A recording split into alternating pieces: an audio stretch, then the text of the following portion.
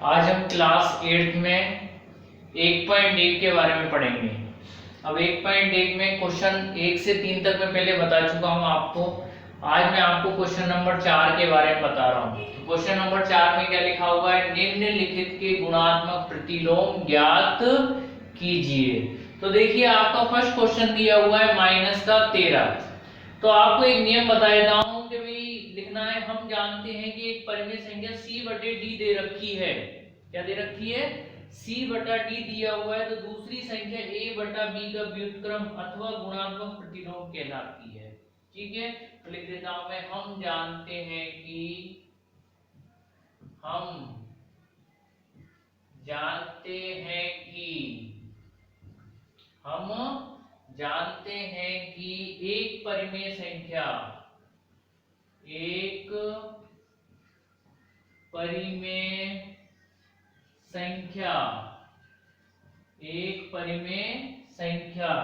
c बटा d दूसरी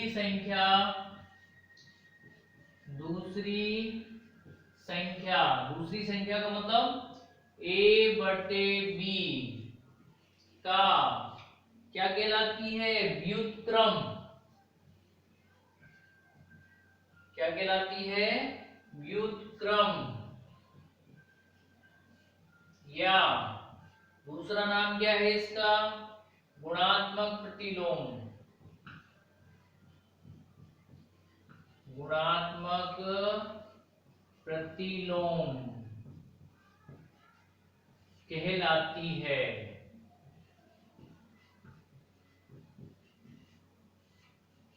ठीक है, तो ये गुणात्मक प्रतिलोम के बारे में हो गया। अब यदि जैसे कि मैं बता देता हूं आपको, a बटा b इंटू c बटे d दोनों का गुणनफल 1 के बराबर में होना चाहिए। दोनों का गुणनफल किसके बराबर में होना चाहिए? 1 के बराबर में होना चाहिए। मैं आपको सॉल्व करके बता देता हूं। आपको चिन्ह बदल करके लिखना है। व्युत्क्रम का मतलब होता है आपके अंश की संख्या हर में और हर की संख्या अंश में आपको बदल देनी है। तो देखिए लिखेंगे हम माइनस अतः करके लिखेंगे, अतः -13 का गुणात्मक प्रतिलोम।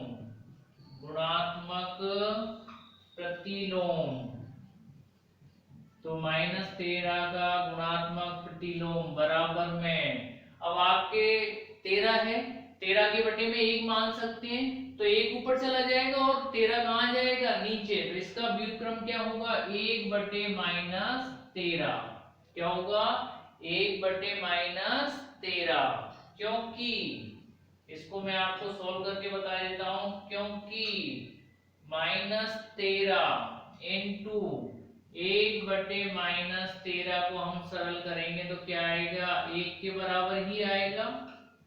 ठीक है ना? तो आपका नियम काम आया कि नहीं आया? a बटा b इंटू c बटा d बराबर 1 होना चाहिए। ठीक है ना? तब तो आपका सवाल सही है, नहीं तो गलत है। ठीक है, जांच आपके सामने है। अब इसी तरह से क्वेश्चन नंबर 2। तो क्वेश्चन नंबर 2 में क्या है? -13 बटे 19 का गुणात्मक प्रतिलोम। तो देखिए इसका गुणात्मक प्रतिलोम क्या होगा? तो -13 बटे 19 है ना, तो 19 ऊपर चला जाएगा और 13 कहां जाएगा? नीचे। तो 19 बटे -13। ठीक है, अब इसके बाद में थर्ड क्वेश्चन क्या है इसका? तो थर्ड क्वेश्चन की संख्या दे रखी है 1/5। 1/5 का गुणात्मक प्रतिलोम बराबर में क्या हो जाएगा? 1/5 है ना, तो 5/1। 5/1 का मतलब हो जाएगा 5। क्या हो जाएगा? 5 हो जाएगा। ठीक है, अब इसके बाद में क्वेश्चन नंबर 4 की हम बात करें तो क्वेश्चन नंबर 4 में लिखा हुआ है आपके -5/8 इंटू -3/7। तो गुणा कर लो पहले तो बराबर करके लिख देंगे हम। माइनस इंटू माइनस करेंगे तो क्या हो जाएगा प्लस। आपको मैं बता देता हूँ, समान चिन्ह वाली संख्याओं का हम गुणा करते हैं तो धनात्मक संख्या प्राप्त होती है, और विपरीत चिन्ह वाली संख्याओं का गुणा करते हैं तो ऋणात्मक संख्या प्राप्त होती है। तो ये तो हो गया आपका प्लस। अब 5 इंटू 3 करेंगे, 5 दिया के 15 बटे 8 इंटू 7 कर देंगे, 8 सत्ते 56। तो 15/56 का गुणात्मक प्रतिलोम, गुणात्मक प्रतिलोम। तो देखिए इसका गुणात्मक प्रतिलोम क्या होगा, अंश को हर में चेंज कर दो और हर को अंश में चेंज कर दो। 56 ऊपर चला जाएगा और 15 नीचे आ जाएगा, 56/15। तो इस तरीके से ये हुआ आपका गुणात्मक प्रतिलोम। अब आपको एक और क्वेश्चन है इसी का, क्या है एक और क्वेश्चन, पांचवा क्वेश्चन दिया हुआ है -1 इंटू -2/5। तो वही नियम आपको लगेगा कि दो ऋण संख्याओं का गुणनफल धनात्मक संख्या ही प्राप्त होता है। तो ये हो जाएगा 1 का गुणा 2 से करेंगे, 2 एकम 2, 2/5। तो 2/5 का गुणात्मक प्रतिलोम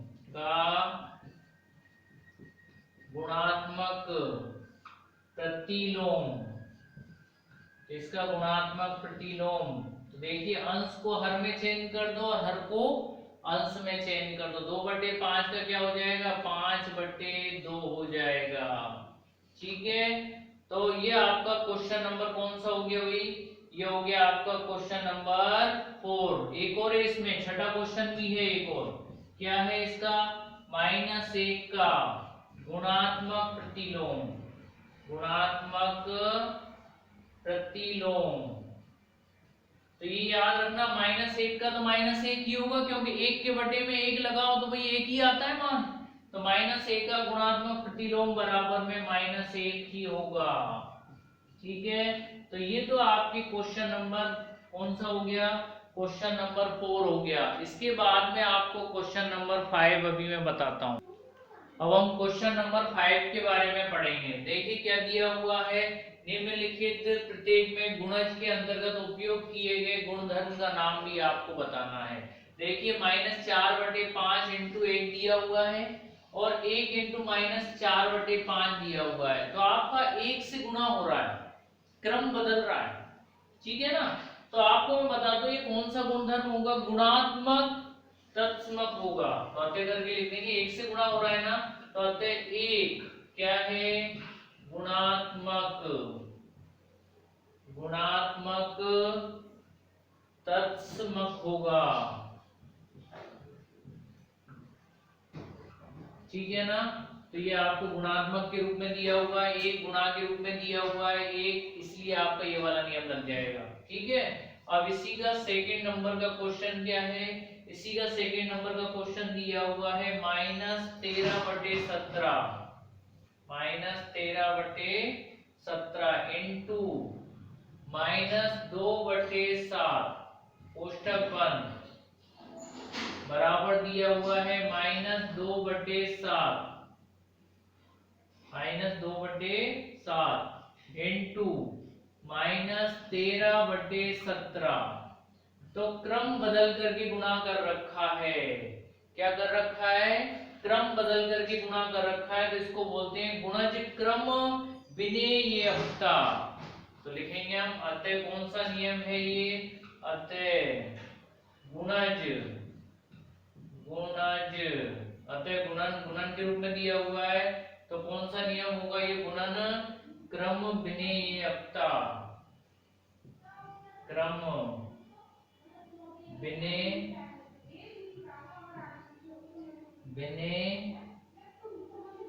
क्रम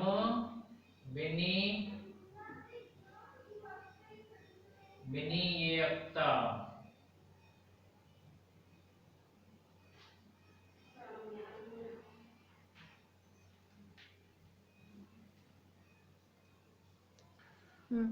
तो अतः गुणज क्रम विनिमेयता का नियम लगेगा इसमें, क्रम विनिमेयता।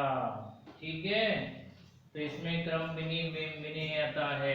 ठीक है, सेकंड हो गया। इसके बाद में थर्ड वाला क्वेश्चन हो जाएगा। तो थर्ड वाला क्वेश्चन क्या है, तो -19 बटे 29 इंटू क्या दिया हुआ है 29 बटे -19 दिया हुआ है, बराबर में क्या 1, बराबर में क्या दिया हुआ है 1 दिया हुआ है। तो आप देखिए अंश और हर की संख्या है और हर और अंश की संख्या चेंज कर दी, इसमें व्युत्क्रम कर दिया, इसका क्या कर दिया व्युत्क्रम कर दिया। तो कौन सा नियम लगेगा और बराबर में क्या आ रहा है a बटा b इंटू c बटा d के रूप में है ये। तो अतः करके लिख देंगे अतः गुणात्मक प्रतिलोम है, अतः गुणात्मक, तो कौन सा है गुणात्मक प्रतिलोम, अतः गुणात्मक प्रतिलोम है। तो ये आपका क्वेश्चन नंबर आपका 5 हो गया। इसके बाद में मैं आपको क्वेश्चन नंबर 6 भी बताता हूं। क्वेश्चन नंबर 6 में हम पढ़ेंगे 6/13 को -7/16 के व्युत्क्रम से गुणा करना है। ठीक है, तो देखिए हम लिखेंगे -7/16 का व्युत्क्रम, तो -7/16 का व्युत्क्रम हो जाएगा 16/-7। ठीक है, अब इसलिए अब हम गुणा करके लिख देते हैं 6/13 इंटू किससे गुणा करेंगे -16/7 से गुणा करेंगे हम। ठीक है, अंश को अंश से गुणा कर दो, हर को हर से गुणा कर दो, तो बराबर में देखिए प्लस माइनस, एक संख्या प्लस की और एक संख्या माइनस की, तो मान तो माइनस का ही आएगा। ठीक है, 16 इंटू 6 कर देंगे, तो 16 इंटू 6 करेंगे कितना आएगा 16 इंटू 6 96। ठीक है, और 13 इंटू 7 करेंगे 13 7 91, तो 96/91 आ जाएगा। तो ये क्वेश्चन नंबर 6 हो गया। इसके बाद में मैं आपको बता देता हूँ क्वेश्चन नंबर 7 से। तो क्वेश्चन नंबर 7 में क्या दिया हुआ है तो मैं बोल के बता देता हूँ। तो क्वेश्चन नंबर 7 में बताइए कि गुणधर्म की सहायता से क्या आप 1/3 इंटू 6 इंटू 4/3 को 1/6 इंटू 6 इंटू 4/3 के रूप में अभिकलन करते हैं। तो देखिए मैं बता देता हूँ आपको क्या दिया हुआ है क्वेश्चन नंबर 7 के बारे में। तो क्वेश्चन नंबर 7 है 1/3 इंटू 6 इंटू 4/3 कोष्टक बंद को इस रूप में 1/3 इंटू 6 इंटू 4/3 के रूप में लिखा हुआ है। ठीक है, तो आपको मैं बता दूं 1/3 का एक बार 6 से गुणा किया है और 1/3 का 6 से गुणा करने के बाद 4/3 से भी गुणा किया है। तो ये कौन सा नियम है सहचारिता का नियम है। कौन सा नियम है ये सहचारिता का नियम है, अतः यह सहचारिता का नियम है।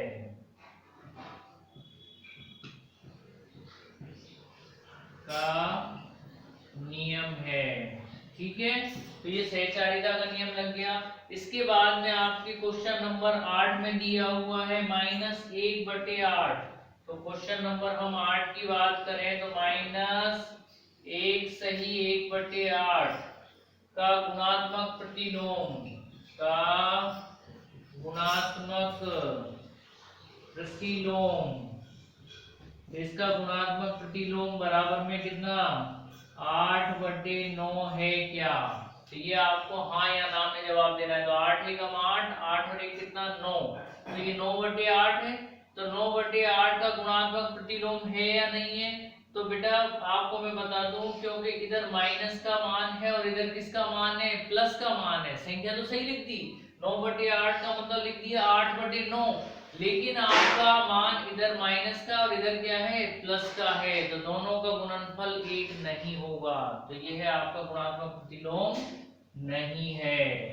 ठीक है ना, तो इसका क्वेश्चन का आंसर हो जाएगा नहीं। इसके बाद में क्वेश्चन नंबर हम 9 की बात करें तो क्वेश्चन नंबर 9 में क्या क्वेश्चन कह रहा है, 3 सही 1/3 का गुणात्मक प्रतिलोम। तो गुणात्मक प्रतिलोम कितना, 0.3 है। तो आपको मैं बता दूं, 3 की आगे 9, 9 और 1 10/3, तो 10/3 का गुणात्मक प्रतिलोम।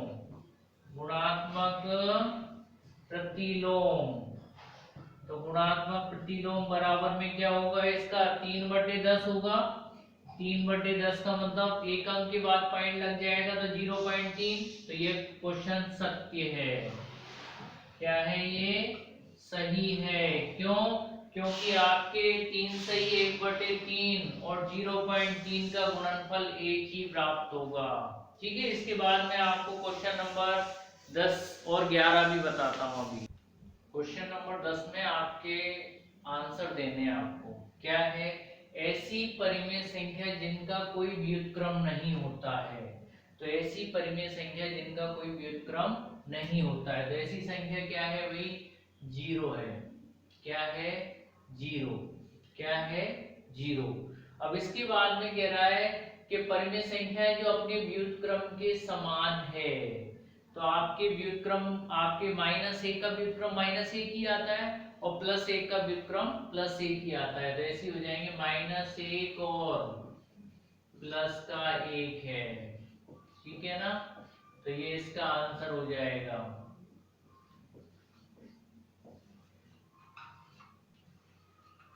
ठीक है, इसके बाद में कह रहा है परिमेय संख्या जो अपने ऋणात्मक के समान है। तो 0 ऐसी संख्या, ऐसी संख्या क्या है, 0।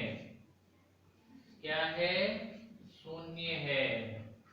तो ये आपके एक शब्द के आंसर हो गए। इसके बाद में आपको रिक्त स्थानों की पूर्ति करनी है। 0 का व्युत्क्रम, 0 का व्युत्क्रम, तो 0 का व्युत्क्रम नहीं होता है भाई, 0 का व्युत्क्रम नहीं होगा।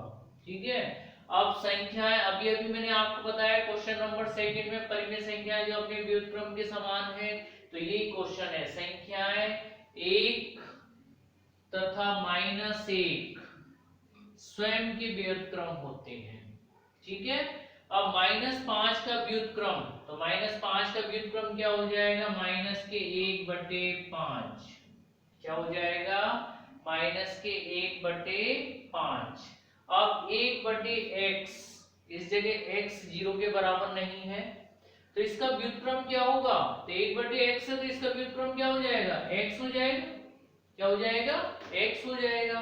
अब आपको नियम है, ये दो परिमेय संख्याओं का गुणनफल हमेशा परिमेय संख्या ही प्राप्त होता है। तो लिख दो यहाँ पे परिमेय संख्या, परिमेय संख्या। तो आप याद कर लेना, दो परिमेय संख्याओं का गुणनफल हमेशा परिमेय संख्या ही प्राप्त होता है। इसके बाद में किसी धनात्मक परिमेय संख्या का व्युत्क्रम, यदि धनात्मक परिमेय संख्या है तो उसका व्युत्क्रम भी धनात्मक ही प्राप्त होगा।